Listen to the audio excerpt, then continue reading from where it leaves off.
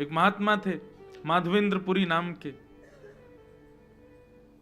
वो भिक्षा नहीं मांगते थे, ऐसे अकिंचन महात्मा थे, वो किसी से कहते नहीं थे कि मुझे दीजिए, वो बैठे रहते थे, कोई आके खुद कह जाए कि बाबा लो आपके लिए ये प्रसाद है, तो पाते थे।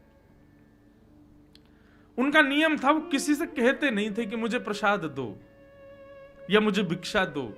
कई बार तो 4-4 दिन तक कुछ नहीं मिलता था। वर्णन आता है कि 4-4, 5-5 दिन जब बीत जाते थे तब किशोरी जी ही कोई गोपी बन के जाती थी, ठाकुर जी ही कोई ग्वाला बन के जाते थे। कभी दूध दियाते, कभी रबड़ी दियाते, कभी रसगुल्ला दियाते, कभी रोटी, बासी रोटी दियाते माधवेंद्र जी को, क्योंकि उनका नियम था, वो मांगते नहीं थे। विचार करो, स्वयं श्री जी जाती थी खीर लेकर के, दूध लेकर के, रसगुल्ला लेकर के, और कोई ऐसी दीनहीन सी गोपी बन के जाती है कि बाबा को लगती पता ना कोई ऐसी कोई गोपी होगी ब्रज की, आ गई है दूध लेके, बाबा ले पी लियो, दूध बचाओ घर को, लेकिन होती वो श्री जी थी। एक दिन जगन्नाथपुरी दर्शन का भाव बनाया और गोवर्धन से चलकर के माधवेंद्रपुरी दास जगन्नाथपुरी आ रहे थे। बीच रास्ते में बंगाल प्रांत में, बंगाल या उड़ीसा प्रांत में खीर चोरा गोपीनाथ, उड़ीसा में है बंगाल में, उड़ीसा में ही पड़ते हैं, बंगाल के पास पड़ते हैं, यहां से दूरी है। खीर चोरा गोपीनाथ, उनका नाम तो गोपीनाथ ही था, खीर चोरा तो बाद में पड़ गया। तो आज तक नियम है कि वहां 12 कुल्हड़ों में श्री गोपीनाथ जी को खीर का भोग लगता था, और जो मनोरथी भोग लगवाते थे सारा भोग उन्हीं को बांट दिया जाता था। माधवेंद्रपुरी जी जब दर्शन करने के लिए गए तो श्री गोपीनाथ जी का दर्शन किया, रात्रि शयन में 12 कुल्हड़ खीर का भोग रखा था। अब माधवेंद्र जी का स्वभाव नहीं था मांगने का कि प्रसाद भी ऐसे हाथ के, कोई पुजारी खुद ही कहते आओ प्रसाद ले जाओ तो ही मांगते लेते थे, अपने आप नहीं कहते थे। 3-4 दिन से सफर कर रहे भूखे प्यासे, गोपीनाथ जी के सामने जाके खूब नृत्य किया।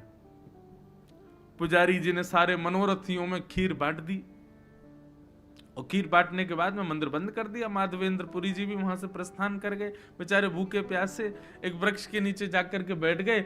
भजन कर रहे थे ठाकुर जी का, लेकिन भजन करते करते बार बार नेत्र खुल जाए, बार बार भजन रुक जाए। क्यों?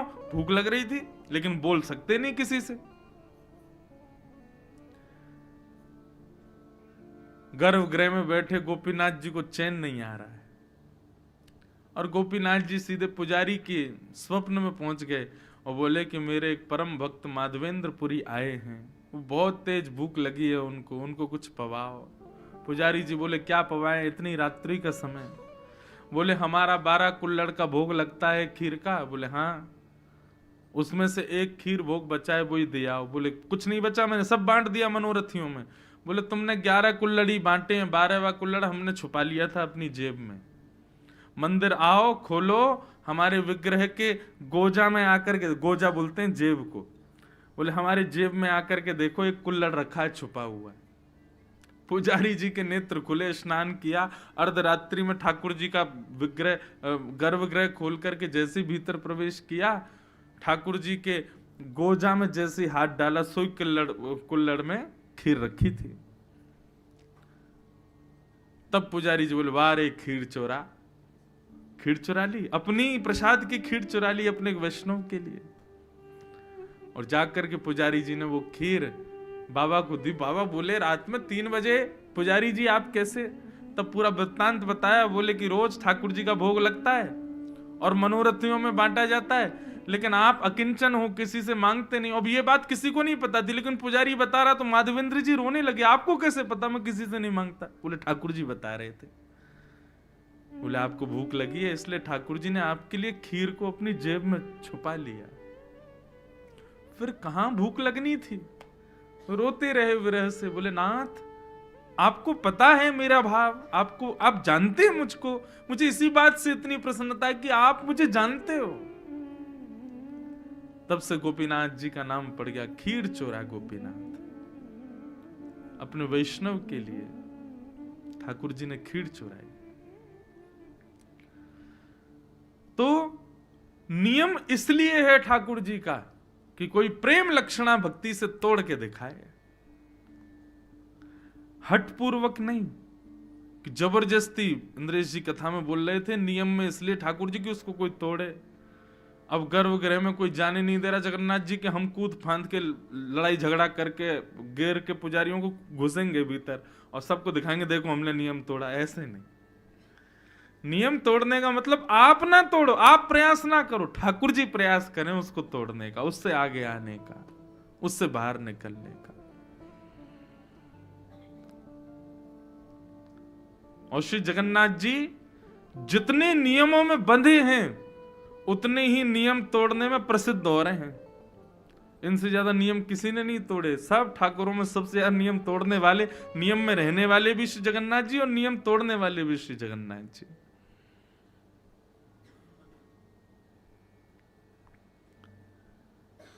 ऐसे प्रेम स्वरूप साक्षात प्रेम के विग्रह श्री जगन्नाथ जी को हम बारंबार प्रणाम करते हैं। और लाल जी हमारे लिए भी कभी कोई नियम तोड़े, अपनी भक्ति को उस स्तर पर ले चले कि कभी हमें भी लगे कि हाँ ठाकुर जी ने कोई नियम तोड़ा। मैं तो बहुत बहुत जगह तोड़वाए मैंने नियम। द्वारिका में श्री द्वारिका, कोई प्रशंसा की बात नहीं, मैं पुनः कह रहा हूं, मैं अपना कोई उदाहरण दूं ना तो उसको केवल आप विश्वास दृढ़ करने के भाव से सुनिएगा, मेरी प्रशंसा के भाव से मत सुनना, नहीं तो सब मेरे जो भाव होते हैं सब टूटने लग जाएंगे, होंगे ही नहीं फिर। तो द्वारिका में हमारे वहां के पुजारी चित्रांग पुजारी जी ने एक बार मुझे, मैं 3-4 दिन की कथा के लिए गया तो मेरे को बोले आप ना ठाकुर जी के सामने पद सुनाओ। तो हम और हमारे कुछ गंधर्वजन हम लोग श्री द्वारिकाधीश के सामने विराज गए, 2-4 माइक लग गए और खूब गाए ठाकुर जी के आगे। तो शयन का समय था द्वारिकाधीश का, और शयन में श्रृंगार बढ़ाया जाता है, मुकुट बढ़ाया जाता है ठाकुर जी की, बिल्कुल हल्के श्रृंगार में फिर ठाकुर जी की शयन आरती होती है। तो हम लोग संध्या आरती के बाद में बैठे पद गाने के लिए, और गाते गाते पुजारी जी भूल गए कि ठाकुर जी का श्रृंगार बढ़ाना है, और ठाकुर जी पूर्ण श्रृंगार में पूरा पदावलियों का श्रवण करते रहे। और तभी किसी बुजुर्ग पुजारी ने आके बताया, बोले ठाकुर जी के शयन का समय हो गया है, शयन आरती होनी है। अब बोले कि अब शयन आरती होनी है, ठाकुर जी तो अभी तक संध्या के श्रृंगार में ही बैठे हैं, तो शयन का श्रृंगार तो अब करेंगे तो 1-1.5 घंटा एक्स्ट्रा लगेगा, 12 बज जाएंगे रात के। तो पुजारी जी मेरे पास आए, आकर के बोले भले पधारे ब्रजवासी, आज सैकड़ों वर्ष बाद द्वारिकाधीश जी की शयन आरती पूर्ण श्रृंगार में ही होगी, क्योंकि आज ठाकुर जी का श्रृंगार बढ़ाया नहीं गया, विलंब हो गया। और कितने वर्षों बाद वो बता रहे थे, कभी कभी कुछ हुआ होगा, कभी कोई तूफान आदि के समय नहीं हो पाते, नियम टूट जाते हैं, लेकिन कितने वर्ष बाद बता रहे थे, बोले आज ठाकुर जी पूर्ण श्रृंगार में शयन करेंगे। क्यों? इस प्रसन्नता में कि कोई ब्रजवासी ने आकर के नियम तोड़वाए। ठाकुर जी का शयन श्रृंगार बढ़ा नहीं है, तो अब श्रृंगार में ही सोएंगे ठाकुर जी। मैंने कहा श्रृंगार में सोएंगे नहीं, श्रृंगार में वृंदावन जाएंगे और कुंज में जाके गोपीन के संग रास विहार करेंगे। यही हमारे श्रृंगार आज बड़ो नहीं है ठाकुर जी को। बड़े श्रृंगार उतर जाए मतलब अब सोएंगे, लेकिन श्रृंगार में है तो इसका मतलब कहीं जाने की तैयारी में है। मैंने हमने ऐसे ऐसे पद सुना दिए, अब तो ठाकुर जी यहाँ ना रुकेंगे द्वारिका, अब जल्दी शयन आरती करो, कपाट बंद करो, ठाकुर जी वृंदावन जाएंगे आज, इसीलिए श्रृंगार में है।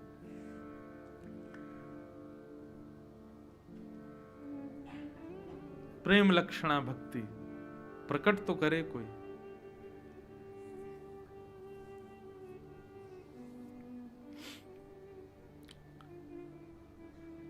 भगवान का विवाह रुक्मिणी जी के साथ में सुसंपन्न हुआ। कल कथा बहुत हमने रास पंचाध्यायी के बाद में फिर जल्दी जल्दी हम करने लगे।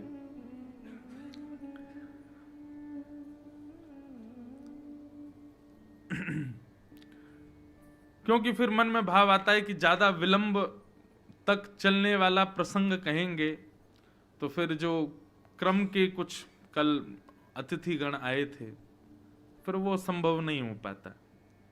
मैं फिर उस भाव समाधि में पहुंच जाता, भाव साम्राज्य में आपको भी ले जाता कि ना आप उससे निकल पाते ना मैं, तो इसलिए फिर हम शीघ्र शीघ्र कह करके आगे बढ़े।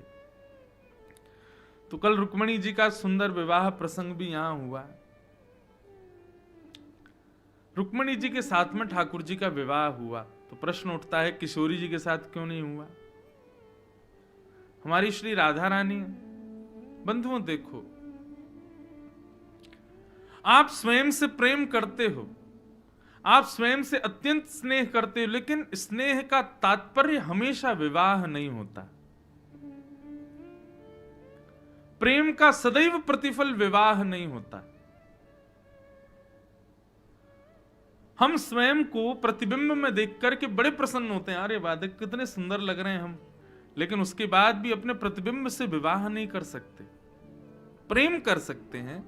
ऐसे ही श्री जगन्नाथ जी का प्रतिबिंब है किशोरी जी, हमारे द्वारिकाधीश का प्रतिबिंब है किशोरी जी, श्री वृंदावन बिहारी लाल का प्रतिबिंब है श्री राधा रानी। और प्रतिबिंब से स्नेह हो सकता है, प्रेम हो सकता है, विवाह संभव नहीं। विवाह के लिए विलग व्यक्ति का होना जरूरी है, अलग व्यक्ति का हमारे सामने होना जरूरी है। किशोरी जी ठाकुर जी से विलग थोड़े हैं, और जो विलग मानते हैं वो गलत सोचते हैं। ठाकुर जी का जो वाम अंग है, कहीं भी आप ठाकुर जी का दर्शन करोगे सदैव वाम अंग जो है वो किशोरी जी ही है। और आप हमारे पूरे वृंदावन में आ जाना, किशोरी जी का दर्शन नहीं, केवल ठाकुर जी खड़े हैं। किशोरी जी भाव के भाव से वाम अंग में विराजती हैं, और यह बात यहां भी सिद्ध होती है। श्री जगन्नाथ जी का भीतर प्रवेश करके दर्शन हो तब जगन्नाथ जी पूरे दिखते हैं, नहीं तो बाहर से देखो तो वाम अंग दिखता ही नहीं ठाकुर जी का। क्यों? श्री जी हैं, सदैव अपने भाव में विराजमान रहती हैं। दाहिना अंग ही दिखता है ठाकुर जी का। दाहिना अंग क्यों दिखता? वो श्याम सुंदर हैं, वाम अंग तो श्री जी हैं। और ये बात मैं खूब प्रसिद्धि से अपनी कथाओं में कहा करता हूं कि ठाकुर जी का वाम अंग जो है वो किशोरी जी है। और इसी भाव से हमारे वृंदावन में श्रृंगार होता है। मुकुट इधर ही धराया जाएगा, लेकिन जब कलंगी धराई जाए या फिर चूड़ामणि धराई जाएगी तो वो इधर ही धराई जाएगी। क्यों? क्योंकि श्री जी है। ठाकुर जी को चोटी इधर ही धराई जाती है क्योंकि वो श्री जी है। और कई हमारे यहां संप्रदायों में तो मुकुट ही इधर धराया जाता है, वाम अंग में। तो आप कहेंगे महाराज जी मुकुट तो ठाकुर जी पहनते हैं, तो फिर श्री जी को क्यों धराया गया? अरे भैया आज विपरीत हुआ है, आज ठाकुर जी किशोरी जी बने हैं और श्री किशोरी जी हमारी ठाकुर जी बनी है, इसलिए मुकुट इधर धराया गया। और एक जगह भाव तो ऐसा है, किशोरी जी की तरफ मुकुट इसलिए धराया जाता है क्योंकि हमारे ठाकुर जी सदा किशोरी जी के चरणों में रहते हैं। तो भैया मुकुट वो पहने जो राजा है, तो किशोरी जी राजा बनकर के मुकुट पहनती हैं, ठाकुर जी तो सदा भाव में रहते हैं।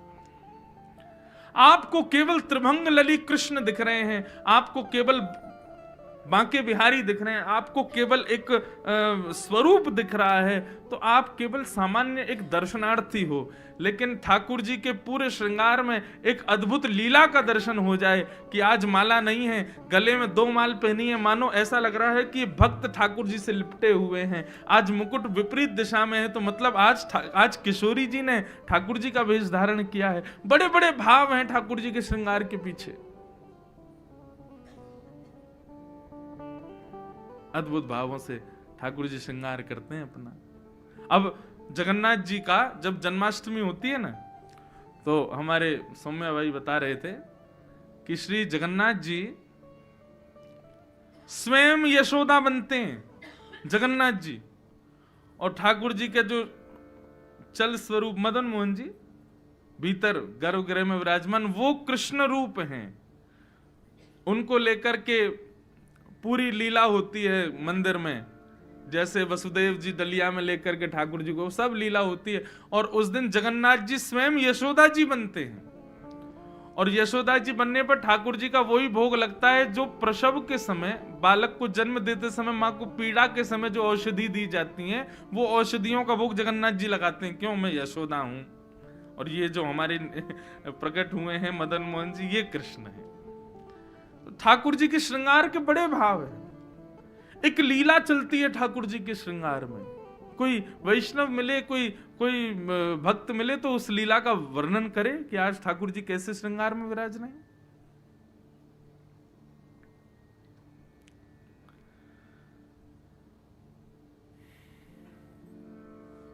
तो किशोरी जी से विवाह इसलिए नहीं हुआ क्योंकि कोई विलग नहीं है।